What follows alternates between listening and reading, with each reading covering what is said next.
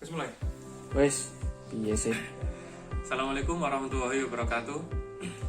Perkenalkan, nama saya Purnomo. Saya lahir di Tuban tanggal 6 Februari tahun 2000. Saya berasal dari Tuban, Jawa Timur.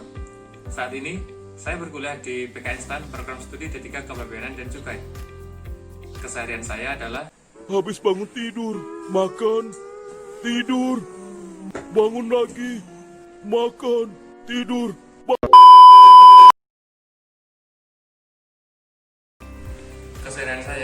menjalani perkuliahan seperti biasa. Dan saya juga mengikuti beberapa organisasi, antara lain IMMBC, KMBC, dan juga Himpura atau organisasi daerah Tuban. Di waktu senggang saya biasanya juga melakukan olahraga, nonton film, terus baca-baca berita seperti berita olahraga, berita ekonomi, berita kesehatan maupun berita lainnya. Beberapa kali saya membaca berita yang ada di internet, ratusan negara di dunia ini telah terjangkit pandemi virus COVID-19.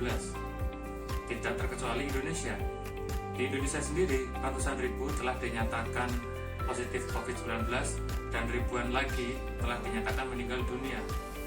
Oleh karena itu, dalam hal ini, pemerintah berusaha untuk mengatasi atau menekan penyebaran virus COVID-19, yaitu dengan menerapkan social distancing, di mana masyarakat dihimbau untuk tetap berada di dalam rumah selama 14 hari dan kemungkinan akan diperpanjang dalam masa waktu yang tidak dapat ditentukan. Cukup berjalan lancar meskipun penyebaran begitu cepat, akan tetapi hal ini tentu membawa dampak negatif baik dari sisi perekonomian maupun dari sisi yang lainnya, khususnya perekonomian.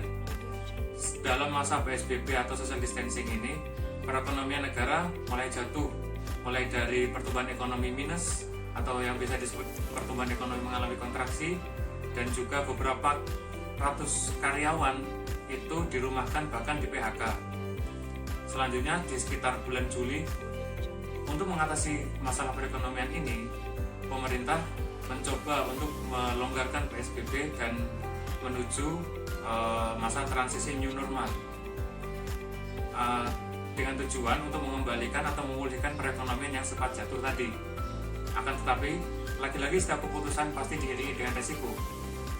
Resiko dari kebijakan untuk pelonggaran PSBB ini adalah pertumbuhan jumlah korban positif baru kian meningkat, sehingga masyarakat mungkin diuntungkan dalam hal perekonomian, tapi lagi-lagi dalam sisi kesehatan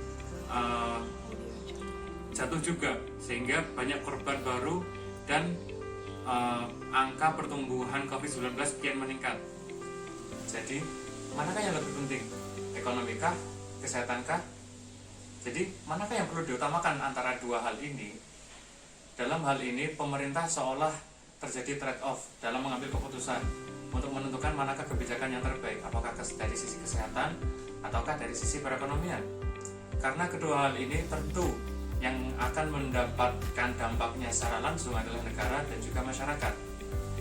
Oleh karena itu, dalam karya tulis ini saya meneliti untuk membuktikan bahwa sebenarnya tidak terjadi trade-off antara sektor perekonomian maupun sektor kesehatan.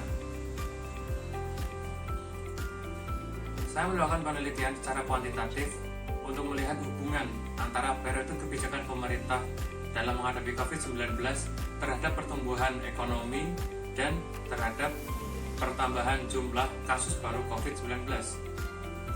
Didapat hasil bahwa next.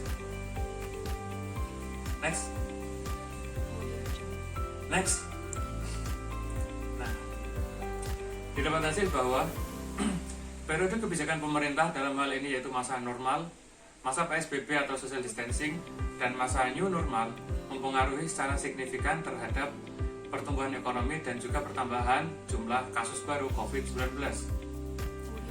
Oleh karena itu dapat disimpulkan bahwa kedua aspek ini adalah hal yang utama dan kedua aspek ini dipengaruhi secara langsung oleh kebijakan pemerintah.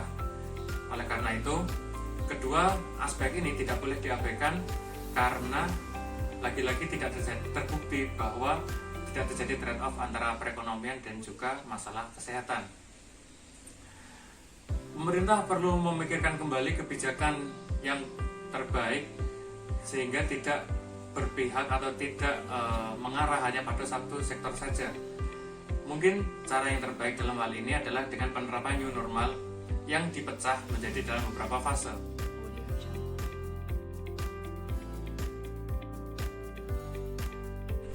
Sekian video dari saya, semoga bermanfaat dan saya mohon doa dan dukungannya untuk mendukung saya menjadi mahasiswa berprestasi PKS tahun 2020 dengan cara like dan share di IGTV dan YouTube Mapres PKS tahun 2020.